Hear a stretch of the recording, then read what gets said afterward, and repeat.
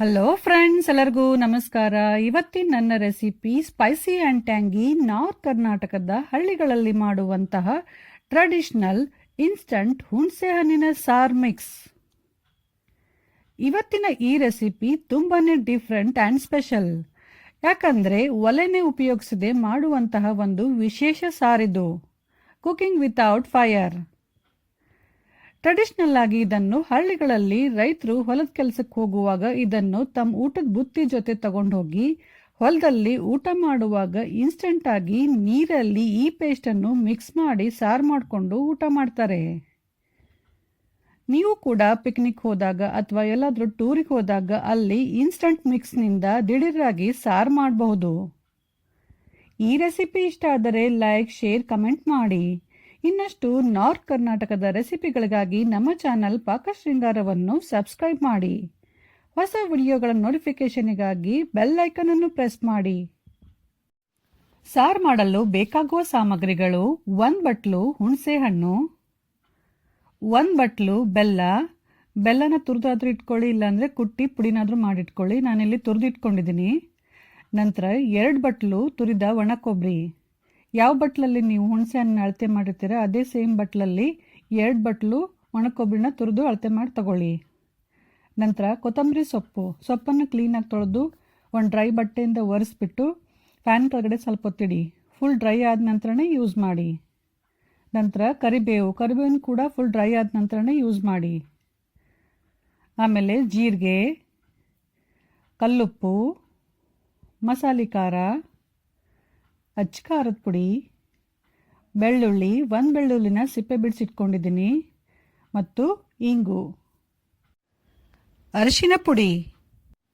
First ಕಲ್ಲಲ್ಲಿ ಜೀರಿಗೆ ಮತ್ತು ಕಲ್ಲುಪ್ಪು ಹಾಕಿ ಸಣ್ಣಂಗೆ ಅರಿಬೇಕು. ಆಮೇಲೆ ಹುಣಸೆ ಹಣ್ಣು ಹಾಕಿ ಚೆನ್ನಾಗಿ ಜಜ್ಜಬೇಕು.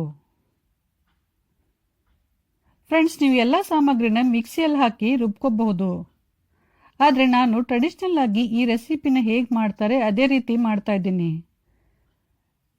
ಮತ್ತು ಈ ಕಲ್ಲಲ್ಲಿ ಜಜ್ಜಿ ಮಾಡೋದ್ರಿಂದ ಸಾರು ತುಂಬಾ ರುಚಿಯಾಗುತ್ತೆ. ಹುಣಸೆ ಹಣ್ಣು ಸ್ವಲ್ಪ ಸಾಫ್ಟ್ ಆದ ನಂತರ ತುರಿದ ಒಣ ಕೊಬ್ಬರಿನ ಸ್ವಲ್ಪ ಹಾಕಿ ಅದನ್ನು ಕೂಡ ಜಜ್ತಾ ಹುಣಸೆ ಹಣ್ಣು ಜೊತೆ ಮಿಕ್ಸ್ ಮಾಡ್ತಾ ಹೋಗಬೇಕು. ಫ್ರೆಂಡ್ಸ್, ಮುಂಚೆ ನಮ್ಮ ಹಳ್ಳಿಗಳ ಕಡೆ ಈ ಸಾರನ್ನು ತುಂಬ ಮಾಡ್ತಾ ಇದ್ರು. ಅವಾಗೆಲ್ಲ ಎಲ್ಲರೂ ಟೊಮೆಟೊನ ಜಾಸ್ತಿ ಯೂಸ್ ಮಾಡ್ತಿರ್ಲಿಲ್ಲ. ಇವಾಗ ಈ ರೆಸಿಪಿ ಒಂದು ಲಾಸ್ಟ್ ರೆಸಿಪಿ ಆಗಿದೆ. ತುಂಬ ಜನರಿಗೆ ಈ ರೆಸಿಪಿ ಬಗ್ಗೆ ಗೊತ್ತೇ ಇಲ್ಲ. ಈಗ ಕೊಬ್ಬರಿ ಸ್ವಲ್ಪ ಸಣ್ಣಾಗಿದೆ. ನೆಕ್ಸ್ಟ್ ಇವಾಗ ಬೆಳ್ಳುಳ್ಳಿ, ಕರಿಬೇವು ಮತ್ತು ಸಣ್ಣದಾಗಿ ಕಟ್ ಮಾಡಿದ ಕೊತ್ತಂಬರಿ ಸೊಪ್ಪು ಹಾಕಿ ಮತ್ತೆ ಕುಟ್ಟಬೇಕು. ಫ್ರೆಂಡ್ಸ್, ಕಲ್ಲಲ್ಲಿ ಜಾಗ ಇಲ್ಲ ಅಂತ ಕುಟ್ಟಿದ ಹುಣಸೆಹಣ್ಣನ್ನ ಸ್ವಲ್ಪ ಹೊತ್ತು ಸೈಡಿಗೆ ಎತ್ತಿಡ್ತಾ ಇದ್ದೀನಿ.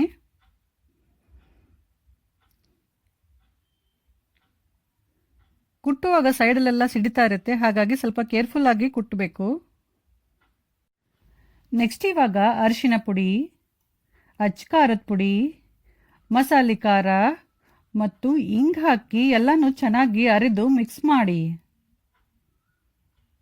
ಆಮೇಲೆ ಸೈಡಲ್ಲಿ ಎತ್ತಿಟ್ಟಿದ್ದ ಹುಣಸೆಹಣ್ಣನ್ನು ಕೂಡ ಹಾಕಿ ಸಣ್ಣಂಗೆ ಅರಿಯಿರಿ.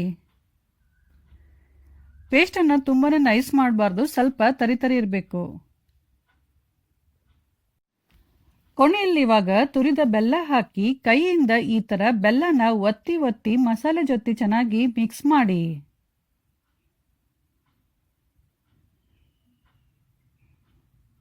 ಎಲ್ಲ ಚೆನ್ನಾಗಿ ಮಿಕ್ಸ್ ಮಾಡಿದ ಮೇಲೆ ಒಂದು ಸ್ವಲ್ಪ ಕುಟ್ಟಿ. ಈಗ ಸಾರಿನ ಪೇಸ್ಟ್ ಅಥವಾ ಚಟ್ನಿ ರೆಡಿಯಾಗಿದೆ. ಇದನ್ನು ಸ್ವಲ್ಪ ಟೇಸ್ಟ್ ಮಾಡಿ ನೋಡಿ. ಉಪ್ಪೇನಾದರೂ ಕಡಿಮೆ ಅನಿಸಿದರೆ ಮತ್ತೆ ಉಪ್ಪು ಹಾಕಿಬಿಟ್ಟು ಚೆನ್ನಾಗಿ ಮಿಕ್ಸ್ ಮಾಡಿ. ಸ್ವಲ್ಪ ಉಪ್ಪು ಜಾಸ್ತಿನೇ ಇರಬೇಕು, ಅಂದರೆ ಈ ಚಟ್ನಿ ಬೇಗ ಹಾಳಾಗಲ್ಲ. ಈ ಚಟ್ನಿನ ನೀವು 1 ತಿಂಗಳವರೆಗೂ ಆರಾಮಾಗಿ ಸ್ಟೋರ್ ಮಾಡಿಟ್ಕೊಂಡು ನಿಮ್ಗೆ ಬೇಕಾದಾಗ ಇದರಿಂದ ಸಾರು ಮಾಡಬಹುದು. ನೆಕ್ಸ್ಟ್ ಇವಾಗ ಈ ಸಾರಿಗೆ ಒಗ್ಗರಣೆ ಹಾಕ್ತಾ ಇದ್ದೀನಿ. ಫ್ರೆಂಡ್ಸ್, ಒರಿಜಿನಲ್ ರೆಸಿಪಿಯಲ್ಲಿ ಈ ಸಾರಿಗೆ ಒಗ್ಗರಣೆ ಇಲ್ಲ, ನಾನು ಒಗ್ಗರಣೆ ಹಾಕ್ತಾ ಇದ್ದೀನಿ. ಅದಕ್ಕೆ ಒಂದು ಕಡಾಯಿ ಬಿಸಿ ಮಾಡೋಕ್ಕಿಟ್ಟಿದ್ದೇನೆ. ಕಡಾಯಿ ಬಿಸಿ ಆದ ನಂತರ ಅದರಲ್ಲಿ ಎಣ್ಣೆ ಹಾಕ್ತಾ ಇದ್ದೀನಿ. ಎಣ್ಣೆ ಚೆನ್ನಾಗಿ ಕಾಯ್ದ ಮೇಲೆ ಸಾಸಿವೆ ಸ್ವಲ್ಪ ಸಿಡಿದ ನಂತರ ಜೀರಿಗೆ, ಆಮೇಲೆ ಕರಿಬೇವು, ಇಂಗು ಹಾಕಿ ಚೆನ್ನಾಗಿ ಮಿಕ್ಸ್ ಮಾಡಿ. ಚೆನ್ನಾಗಿ ಮಿಕ್ಸ್ ಮಾಡಿದ ಮೇಲೆ ಗ್ಯಾಸ್ ಆಫ್ ಮಾಡಿ. ಆಮೇಲೆ ಅದರಲ್ಲಿ ರೆಡಿ ಮಾಡಿದ ಹುಣಸೆಹಣ್ಣಿನ ಪೇಸ್ಟ್ ಹಾಕಿ. ಆಮೇಲೆ 1 ಅಥವಾ 2 ಲೋಟದಷ್ಟು ನೀರು ಹಾಕಿ. ನೀವೆಷ್ಟು ಸಾರು ಮಾಡಬೇಕಂತೀರ ಅಷ್ಟು ನೀರು ಹಾಕ್ಕೊಳ್ಳಿ. ಆಮೇಲೆ ಕೈಯಿಂದ ಪೇಸ್ಟನ್ನು ಒಡೆದು ಚೆನ್ನಾಗಿ ಮಿಕ್ಸ್ ಮಾಡಿ. ಈ ಪೇಸ್ಟ್ ತುಂಬ ಅಂಟಂಟಿರುತ್ತೆ, ಅದಕ್ಕೆ ಇದನ್ನು ಕೈಯಿಂದನೇ ಈ ಥರ ಒತ್ತಿ ಒತ್ತಿ ಚೆನ್ನಾಗಿ ಕಲಿಸ್ಬೇಕು. ಎಲ್ಲ ಚೆನ್ನಾಗಿ ಮಿಕ್ಸ್ ಮಾಡಿದ ಮೇಲೆ ಸಾರನ್ನು ಒಂಚೂರು ಟೇಸ್ಟ್ ಮಾಡಿ ನೋಡಿ. ಏನಾದರೂ ಕಡಿಮೆ ಅನಿಸಿದರೆ ಸ್ವಲ್ಪ ಉಪ್ಪು ಹಾಕಿ, ಇಲ್ಲ ಅಂತಂದರೆ ಮತ್ತೆ ಇನ್ನೊಂಚೂರು ಪೇಸ್ಟ್ ಹಾಕ್ಕೊಳ್ಳಿ. ಸಾರನ್ನು ನಿಮ್ಮ ಇಷ್ಟದ ಪ್ರಕಾರ ತಿಳಿ ಅಥವಾ ಗಟ್ಟಿ ಮಾಡ್ಕೋಬಹುದು. ಈಗ ಹುಣಸೆ ಹಣ್ಣಿನ ದಿಢೀರ್ ಸಾರು ರೆಡಿಯಾಗಿದೆ. ಪೇಸ್ಟನ್ನು ಮಿಕ್ಸ್ ಮಾಡಿದ ಮೇಲೆ ಸಾರನ್ನು ಕುದಿಸಬಾರ್ದು. ಸೊ ಫ್ರೆಂಡ್ಸ್, ಈಗ ಸ್ಪೈಸಿ ಆ್ಯಂಡ್ ಟ್ಯಾಂಗಿ ಹುಣಸೆ ಹಣ್ಣಿನ ದಿಢೀರ್ ಸಾರು ರೆಡಿಯಾಗಿದೆ. ಈ ರೆಸಿಪಿ ನಿಮ್ಮೆಲ್ರಿಗೂ ಇಷ್ಟ ಆಗಿರ್ಬೋದು ಅಂತ ಅನ್ಕೊಂಡಿದ್ದೀನಿ. ಇಷ್ಟ ಆದರೆ ಲೈಕ್, ಶೇರ್, ಕಮೆಂಟ್ ಮಾಡಿ. ಹಾಗೂ ನಮ್ಮ ಚಾನಲ್ ಪಾಕ ಶೃಂಗಾರವನ್ನು ಸಬ್ಸ್ಕ್ರೈಬ್ ಮಾಡೋದು ಮಾತ್ರ ಮರಿಬೇಡಿ. Thank you.